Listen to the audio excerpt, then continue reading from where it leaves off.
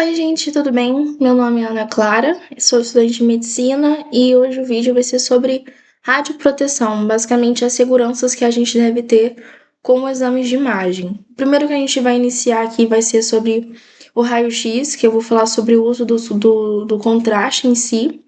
Mas antes que a gente entre falando sobre isso, tem um conceito que muito importante a gente saber, que é o ALARA, que é basicamente que você deve utilizar a menor dose possível para alcançar um determinado resultado. Então, por exemplo, no raio-x, a gente sabe que o raio-x você utiliza radiação ionizante e que radiação é tóxico para o nosso corpo. Então, é claro que você não vai pedir um raio-x se ele for desnecessário, entendeu? Você só deve pedir um exame quando ele for necessário. E deve sempre considerar o custo-benefício, sabe?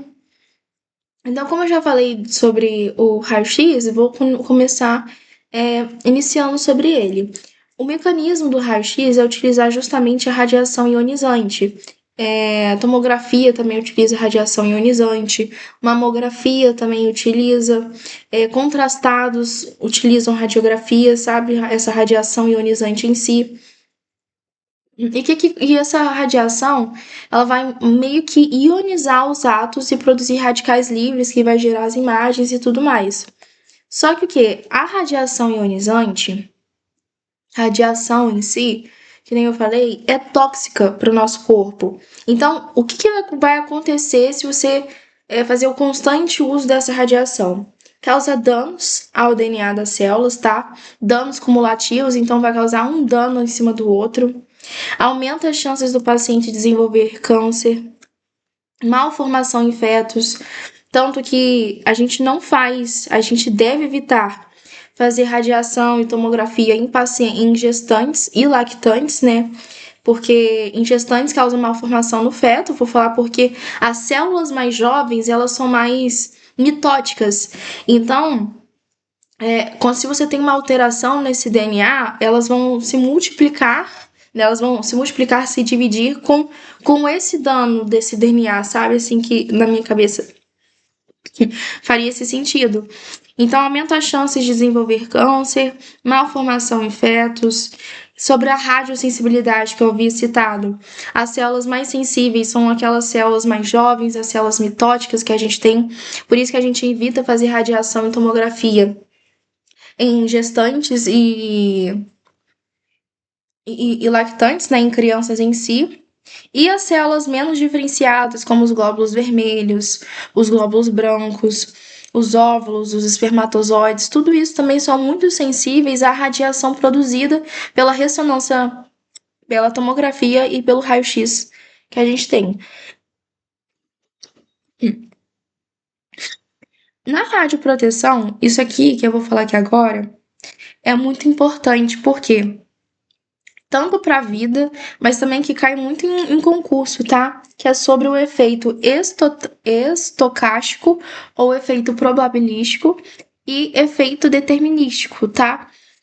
Basicamente, o efeito probabilístico fala que quanto maior você é exposto a uma certa dose, vamos dizer assim, de radiação, mais chances você tem de desenvolver alguma doença. Não a gravidade dessa doença, mas desenvolver a doença em si. Então, esse efeito probabilístico é a probabilidade de você ter uma doença, a probabilidade aumenta com a dose, porém não a sua gravidade. Aqui não existe um limiar de dose segura, falando assim, até certa dose não tem risco de eu desenvolver determinada doença. Não. Doses pequenas podem causar doenças, quanto doses altas também podem causar. Então, mas assim, as chances quanto maior a dose, mais chances de você adquirir e desenvolver uma doença em si. Foi o que eu falei, ó. As células mais radiosensíveis são as células com maior taxa mitótica, com maior chances de divisão assim. E geralmente são as células mais jovens, né? Ou quanto mais indiferenciadas que for, glóbulo vermelho, glóbulo branco, óvulos, espermatozoides, que nem eu havia citado. Então, o efeito probabilístico não depende da dose em si, tá? Então, o efeito probabilístico, se você tem chance de aumentar com a dose, então pode induzir a indução de câncer, defeito em embriões. O efeito determinístico aqui é mais relacionado à gravidade, né? Então, assim, quanto maior for a dose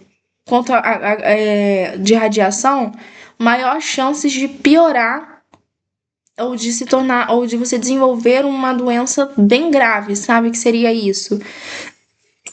E diferente do probabilístico, que não existia uma dose limiar segura, aqui no efeito determinístico você já tem. Então, para cada lesão, existe um limiar de dose diferente. Então, as células mais sensíveis a esse tipo de efeito determinístico são as células do substrato basal da epiderme. Então, vai estar mais relacionado com problemas que vão envolver a epiderme, né? A pele em si. Então, paciente pode ter um eritema, paciente ele pode ter úlceras, depilação, catarata, esterilidade. Então, aqui já depende da dose para ter uma maior gravidade. O outro não depende de dose, né? Não tem dose segura. Então, se cair lá na prova, explique a diferença do que seria um efeito probabilístico de um efeito determinístico. A gente sabe que o efeito probabilístico é aquele efeito em que não tem dose segura. Quanto maior a dose, mais chances de você desenvolver algum problema, alguma doença em si. As células mais sensíveis são as células mitóticas ou diferenciadas. Não depende de dose. Efeito determinístico, aqui a gente sabe que quanto maior a dose, maior vai ser a gravidade de você desenvolver uma doença. As células mais sensíveis aqui são do substrato da epiderme, então vai causar problemas relacionados à epiderme em si, à pele. E aqui, para cada lesão, existe um limiar de dose diferente, né? Um tipo de dose segura, assim, que a gente tem. A ressonância magnética e a ultrassonografia são os únicos exames que a gente tem que não utilizam justamente essa radiação ionizante. A gente sabe que a ressonância magnética, o nome dela já fala, magnética, então ela vai utilizar o ímã. E a ultrassonografia utiliza som, né, para você capturar as imagens.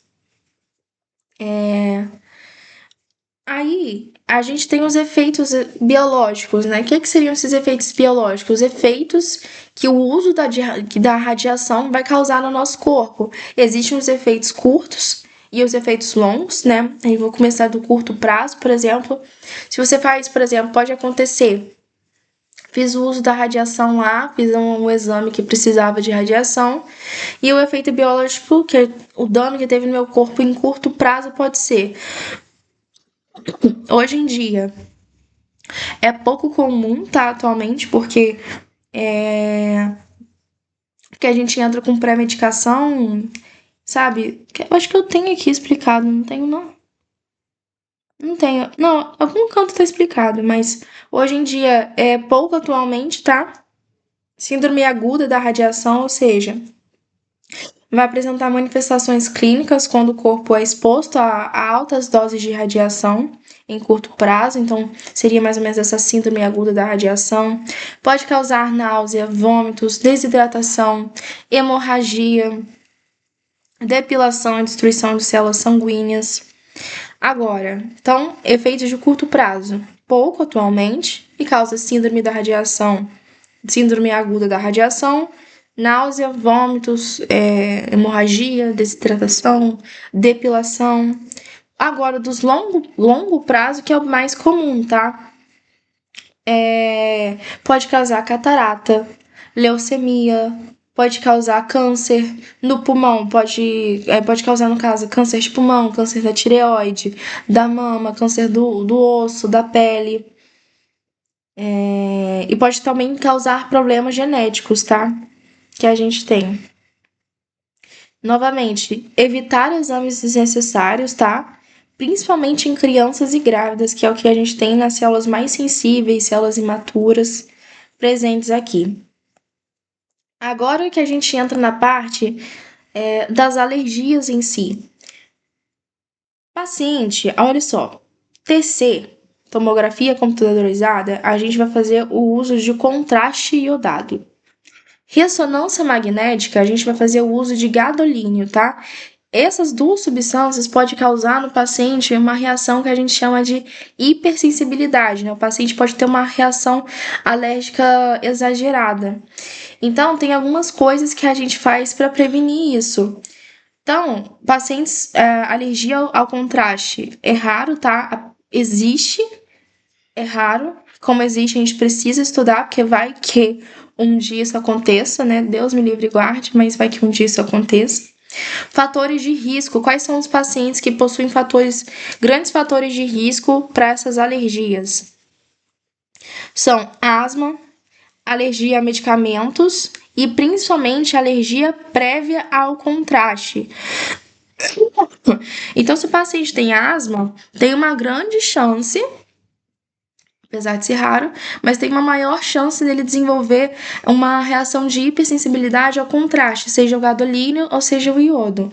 Alergia a certos medicamentos também podem acabar induzindo essa hipersensibilidade e principalmente a alergia prévia ao contraste. Ana Clara, como que a gente descobre que o paciente tem uma alergia prévia ao contraste, por exemplo? Você vai descobrir isso porque tem um questionário para fazer, tá? Na anamnese você também descobre. Então, se o paciente tiver uma alergia leve, o que seria uma alergia leve? Vai apresentar sintomas leves no nosso corpo, que seria uma urticária, que seria prurido, que vai comprometer a pele. Só que nesse caso, por ser uma alergia leve, você não contraindica o uso mais do contraste. O paciente ele pode fazer o contraste porque normalmente pacientes que possuem uma alergia leve, que eu até anotei, ó. Eu anotei em algum canto. Ó, pré-medicar. Se eu não me engano, eu juro que eu tinha anotado, mas pacientes que têm uma alergia leve, geralmente ela é autolimitada, né? Geralmente ela se cura sozinha, assim. Você não precisa de uma coisa de se fazer. Mas, novamente, se o paciente tem uma alergia prévia, de forma leve, né? É uma alergia leve ao contraste, tem a pré-medicação que você deve fazer. O que acontece é o seguinte, aqui, essa alergia que o paciente tem, o que assim, a gente sabe que a hipersensibilidade tem relacionada com a imunoglobulina E.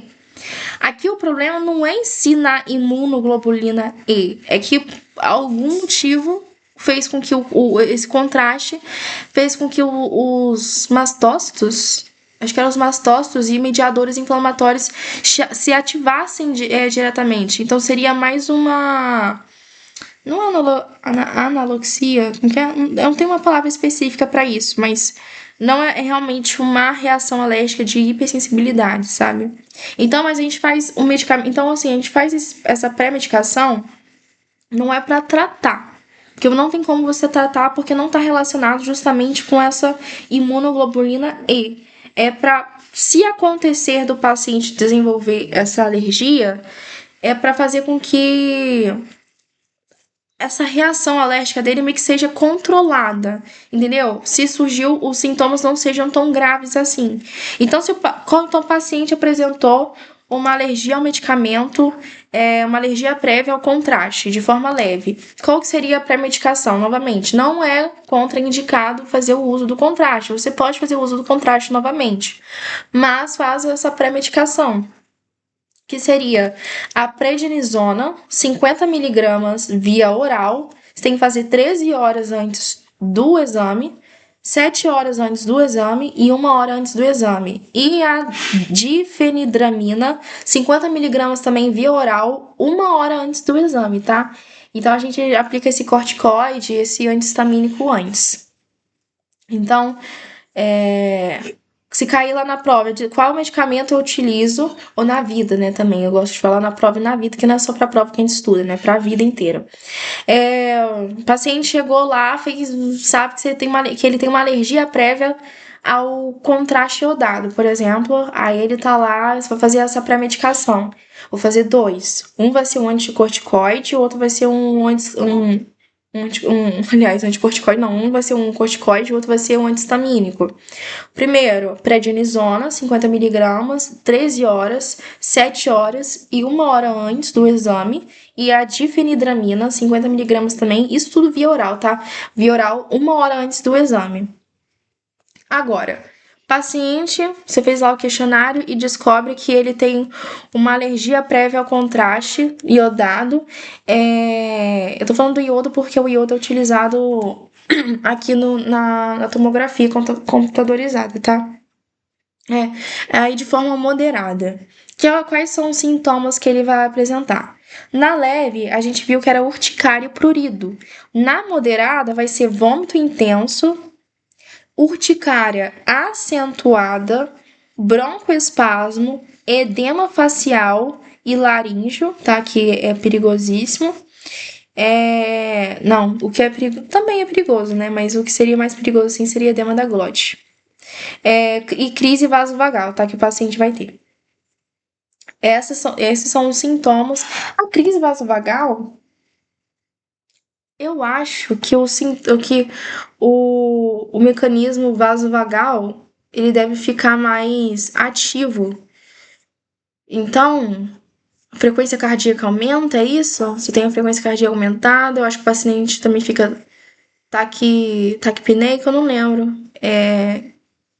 Vou pesquisar vasovagal aqui rapidinho.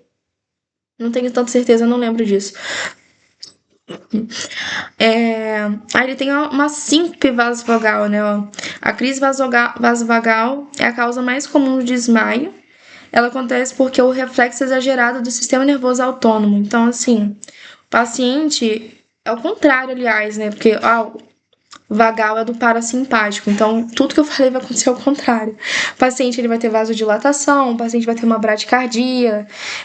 Isso acaba diminuindo o fluxo cerebral que acaba levando ao desmaio, né?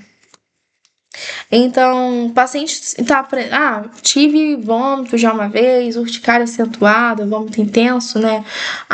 Desmaiei, isso, aquilo, tive edema no facial, meu rosto inchou. Então, você sabe que ele teve uma reação moderada ao contraste.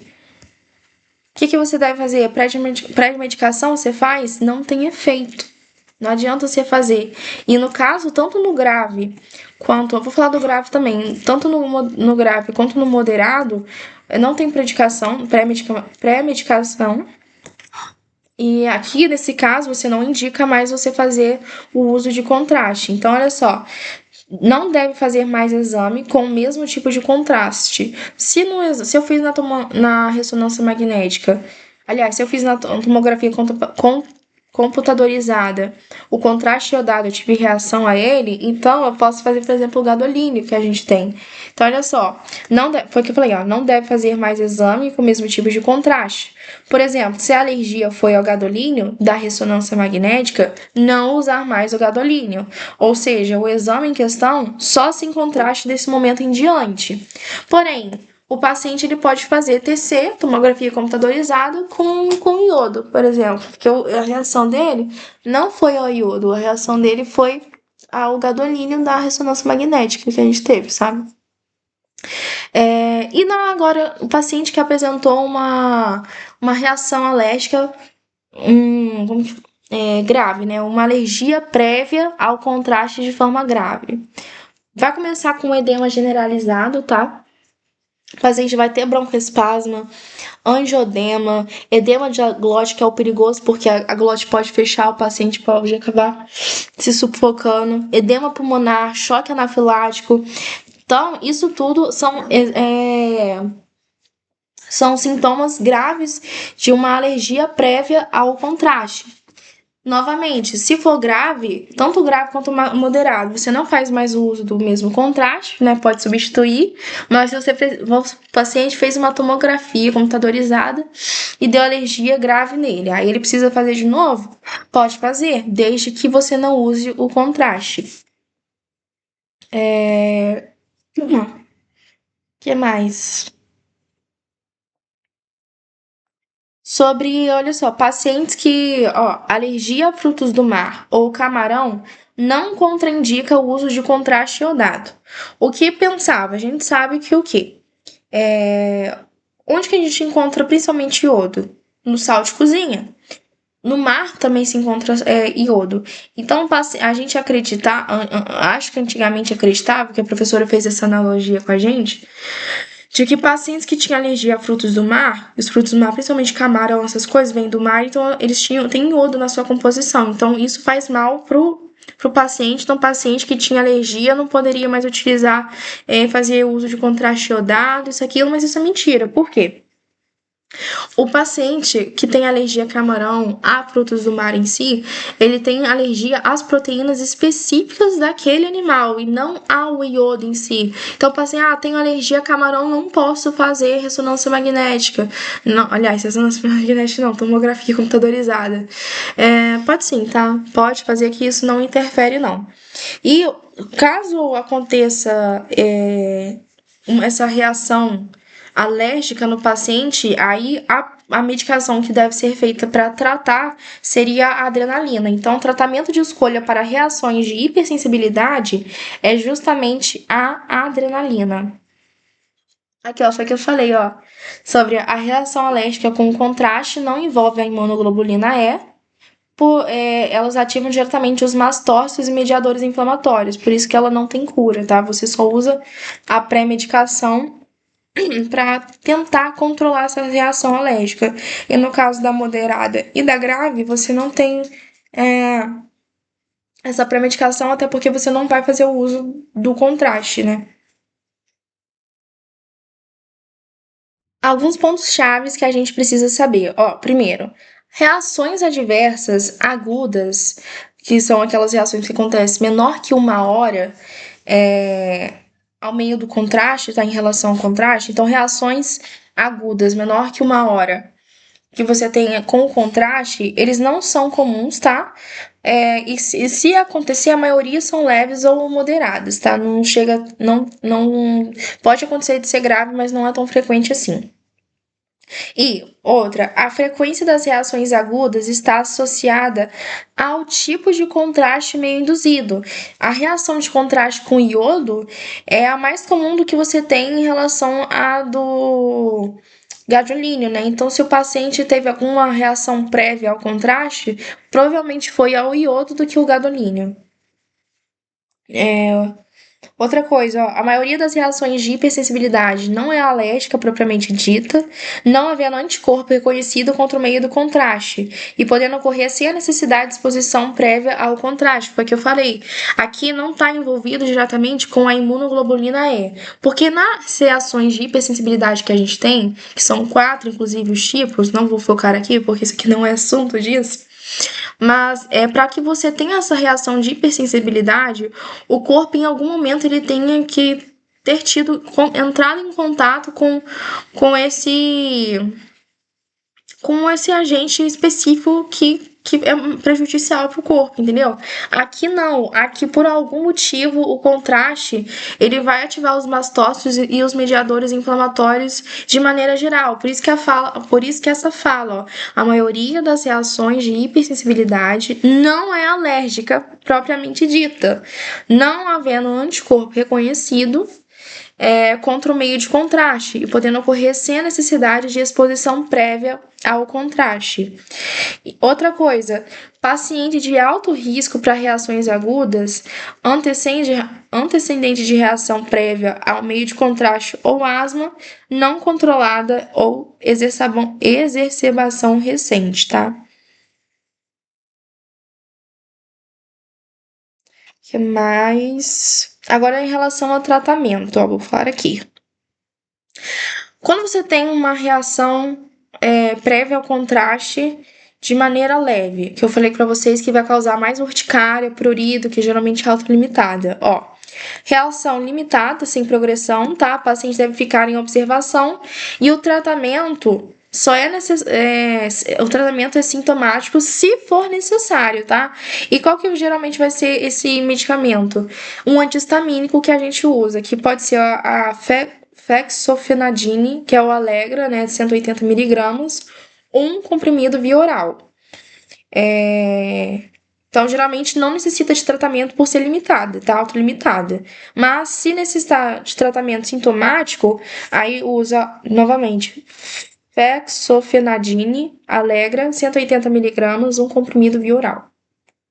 Agora, paciente apresentou uma reação, uma hipersensibilidade, uma reação prévia alérgica ao contraste de maneira grave ou moderada. Aqui, o que você vai acontecer? Falei para vocês que pré-medicação não existe. Mas ele fez lá e apresentou. Então, você deve fazer o quê? Monitorizar os sinais vitais dele, tá?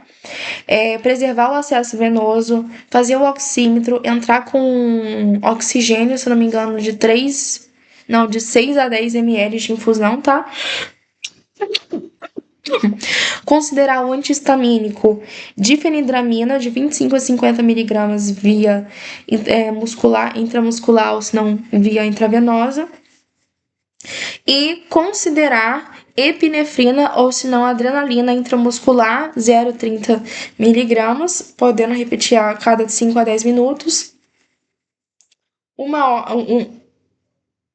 Até 1 miligrama ou via oral 0,1 em até 1 miligrama também. Então, novamente, se o paciente apresentou uma reação grave ou moderada, monitorar os sintomas dele, entrar com o oxímetro, fazer oxigênio de 6 a 10 litros por minuto, máscara de oxigênio, no caso, entrar com esse antihistamínico difenidramina, 25 a 50 miligramas, intramuscular ou intravenoso.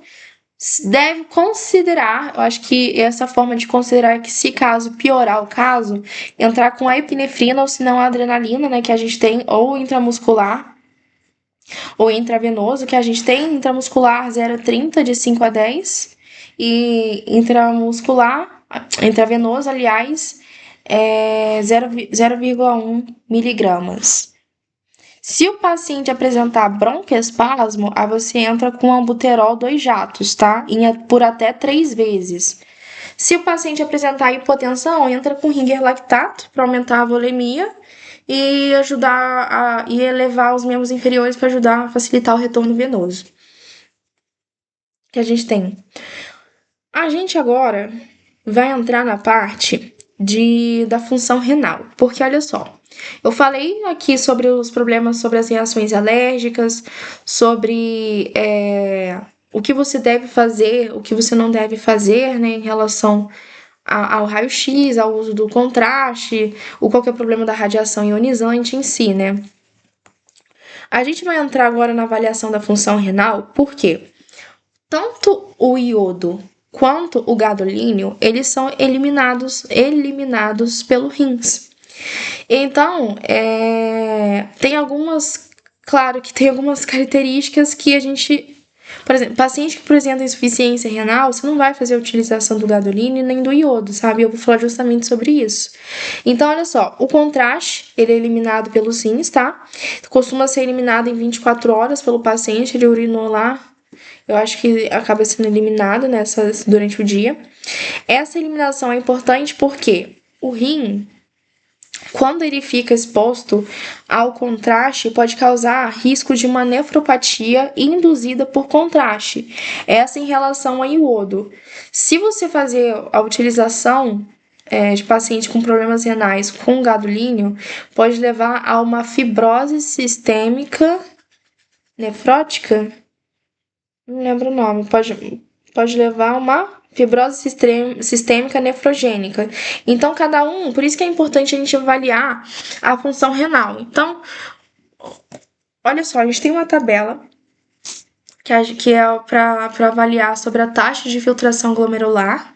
A gente avalia isso através pedindo o exame do clearance, não sei, de creatinina, pede a creatinina, tá? Eu não sei como se fala isso, clearance de creatinina, não sei. Mas pede a creatinina. Aí tem os estágios, vai do 1 desde ao 5, tá? Então, por exemplo, a creatinina veio acima ou igual a 90. Significa que o paciente ele pode ter uma lesão renal, mas a taxa de filtração glomerular dele tá normal, então ele consegue eliminar o contraste tranquilamente. Estágio 1. O estágio 2 vai ser entre 60, entre 60 e 89. Então, de 89 a 60, basicamente, que a gente tem. Que o paciente, ele tem uma lesão renal, mas a taxa de filtração glomerular dele está diminuída. Nesse momento aqui, você deve considerar se é benefício você aplicar o contraste ou não. Se é muito necessário, se, por exemplo, você tem um risco maior que para você ver a imagem melhor, precisaria do contraste. Então, tem que avaliar o estado do paciente, ver se, será que vai ser um benefício aplicar ou se não vai, entendeu? Agora, se apresentar, por exemplo, aí o estágio 3, ele é dividido em 3A e 3B. De maneira geral, o estágio 3 é de 59 a 30. Então, a gente tem o estágio 1 acima ou igual a 90. Estágio 2 é de 89 a 60. O estágio 3 é de 59 a 30. E o 3A, no caso, é 3B, o 3A seria de 59 a 45 e o 3B seria de 44 a 30. Por isso que é de 59 a 30, sim. No caso do estágio 3, você tem uma lesão renal com a taxa glomerular moderadamente diminuída. Então, neste momento, você já não considera mais fazer a utilização do contraste, entendeu? Porque a taxa do paciente glomerular dele está bem prejudicada. Se o paciente apresenta taxa glomerular de 29 a 15, então ele tem uma lesão renal com taxa glomerular gravemente diminuída. E se o paciente tiver uma taxa glomerular menor que 15, aí ele tem uma insuficiência renal e você não deve jamais fazer o uso de contrastes nesse caso. Então, a gente considera o custo-benefício desde o 90 ao 60. Do 59 para baixo, do 59 até o 30, para baixo em si, né, do 59 até o 15, não faz o uso do contraste, tá, gente? Não se injeta mais contraste, não. Então, tem o estágio 1, 2, 3, 4, 5. Estágio 1, lesão renal com taxa glomerular, de filtração glomerular normal. Lesão 2, estágio 2, lesão renal com taxa de filtração glomerular levemente diminuída. 3, moderadamente diminuída. 4, gravemente diminuída. E 5, já uma insuficiência renal. O que acontece se você faz o uso do contraste do iodado em pacientes com insuficiência renal? Você tem o risco de você fazer uma nefropatia induzida pelo contraste, ou seja, vai ter o risco de você lesionar mais ainda os rins com isso. O que a gente sempre deve avaliar na função renal? É claro, você sempre vai pedir a creatinina para você avaliar a função renal, mas tem, é claro, os pacientes de risco. Quem são? Pacientes acima de 60 anos, idosos, né? Pacientes que apresentam diabetes, pacientes que apresentam hipertensão, pacientes em diálise também, transplante renal, rim único, cirurgia renal, neoplasia renal. Tudo isso você deve levar em consideração em não fazer o uso de contraste por ter essa nefropatia induzida por contraste. Paciente com insuficiência renal crônica, eles geralmente sentem calor intenso, prurido, dificuldade respiratória, essas coisas. Então, a gente não faz o contraste, a gente não faz o contraste se o clearance for menor que 30. De 59 a 30 para baixo, a gente não faz, tá? E se for, tipo assim, calma. É porque tem duas partes no slide. A professora havia comentado que se for do 59 ao 30, a gente não se faz uso do contraste. Só que tem uma outra parte do slide que fala que você deve avaliar o custo-benefício. Se for de 50 a 30, o clearance, né? Creatinina em si, né? Então, levem isso em consideração, né? Sempre que possível, olha só, sempre que possível, evitar o contraste iodado em quem? Pacientes com a creatinina menor que 30, pacientes com doença renal crônica em diálise, tá? Com débito urinário, ou seja, o paciente está urinando bem, mas como ele é dialítico e tem doença renal crônica, ele já tem alguns problemas nos rins em si. Então você deve tentar prevenir o máximo que puder essa taxa de filtração glomerular. Por isso que você não faz o contraste, porque o paciente já tá todo problemático no rim lá, tá com pouca filtração glomerular, aí você vai lá, aplica o contraste, que pode ter esse risco de causar uma nefropatia, sabe? Aí vai acabar com toda a filtração glomerular dele, sabe? Então, não se faz o uso de contraste nesses casos, não. E pacientes com insuficiência renal aguda, tá? Paciente que tem, mesmo que em diálise, não se faz, tá? E outra coisa, a hemodiálise, após o uso do contraste iodado, não reduz o risco de lesão renal. O que isso quer dizer? Fiz o contraste iodado, vou fazer a diálise. E isso vai me livrar do risco de ter uma nefropatia induzida. Não vai pensando assim, não, que não é assim muito bem que funciona, tá? Porque, só, eu tinha notado isso, não sei onde que eu notei, mas basicamente, gente, o que acontece? A hemodiálise, ela não vai filtrar como que fala? Ela...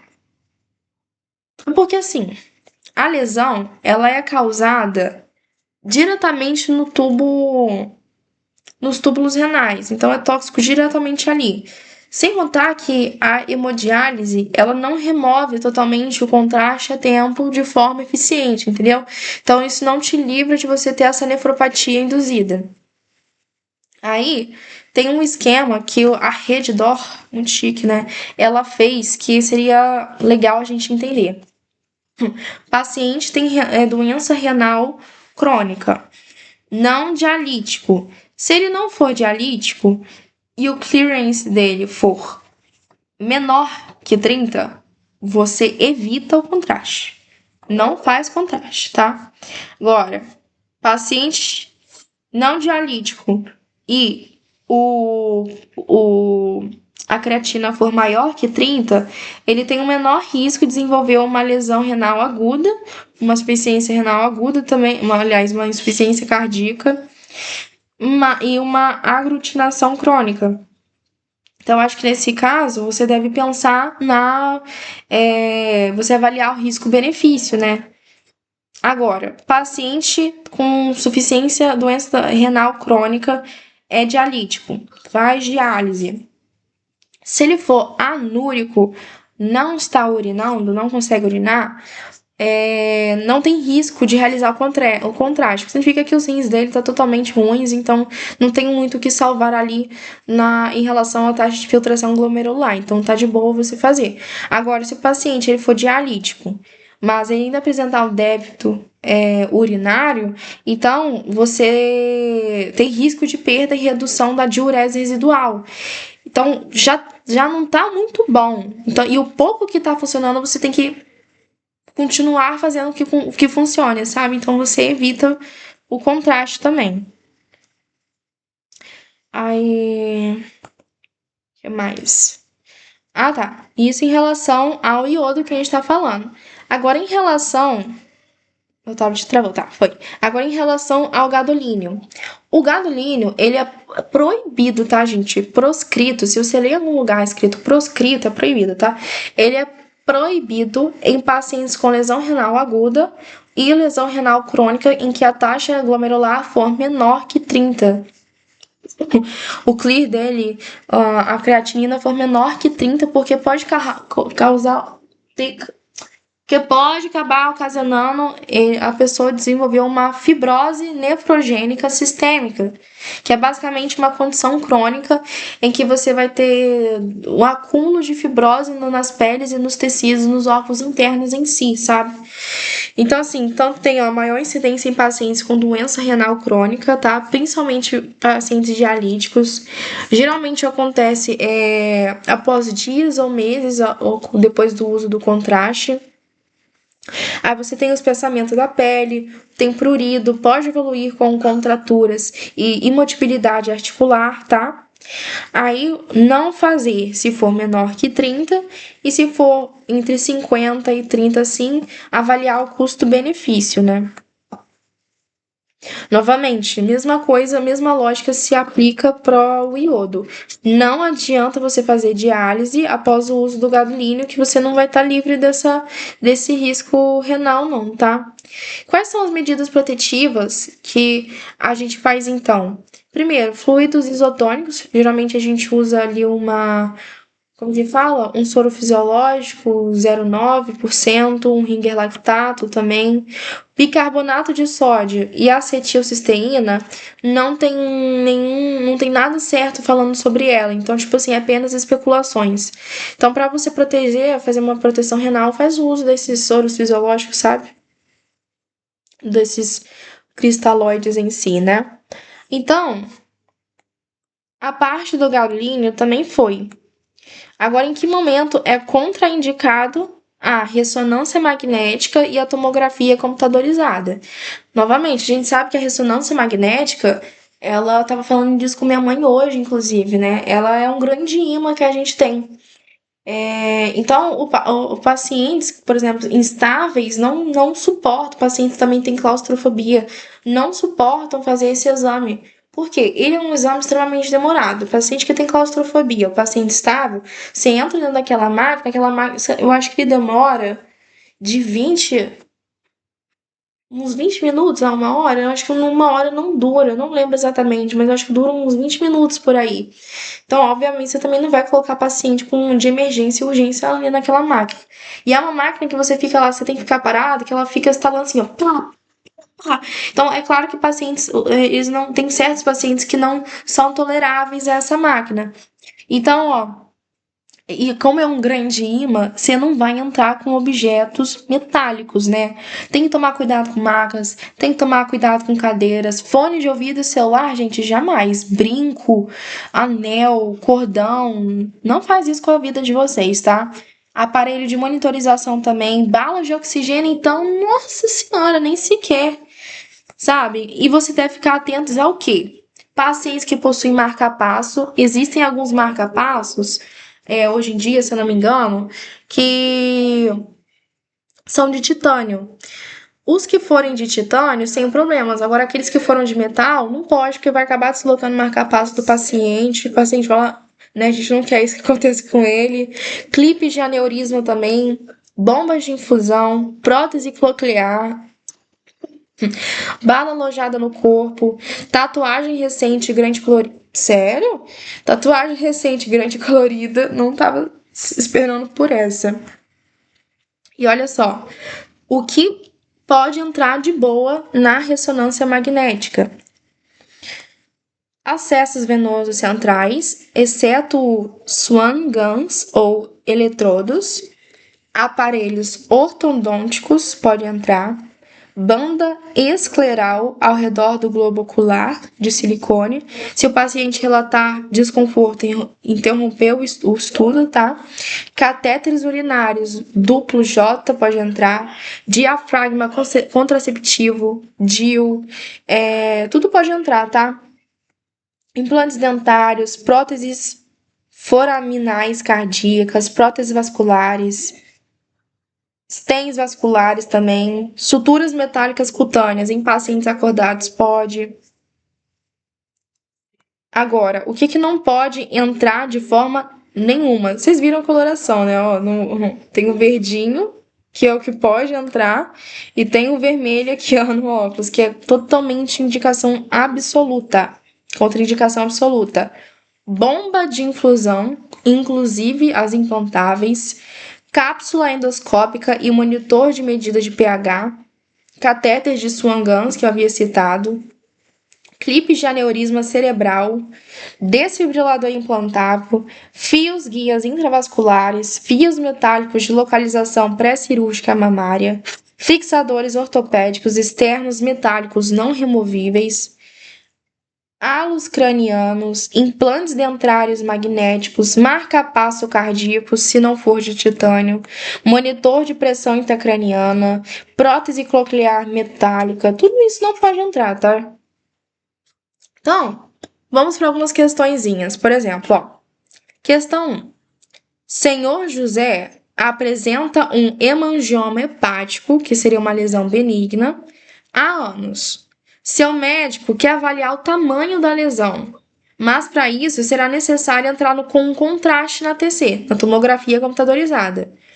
Quais das seguintes condições representam uma contraindicação para o uso de contraste iodado em um exame de tomografia computadorizada? Opção A: história de alergia a medicamentos antibióticos. Opção B: insuficiência renal crônica estágio 4, que no caso então estaria com a taxa glomerular menor que 30.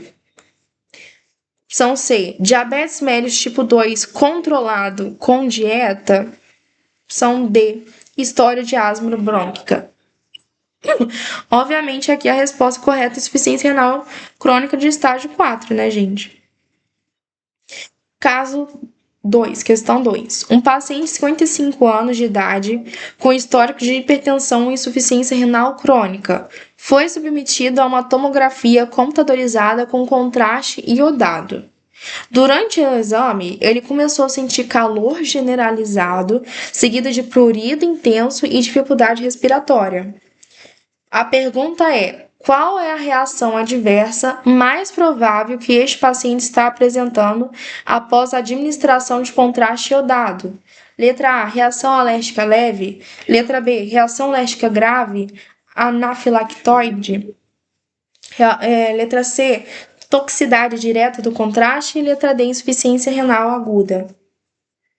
Calor generalizado, seguido de prurido intenso e dificuldade respiratória.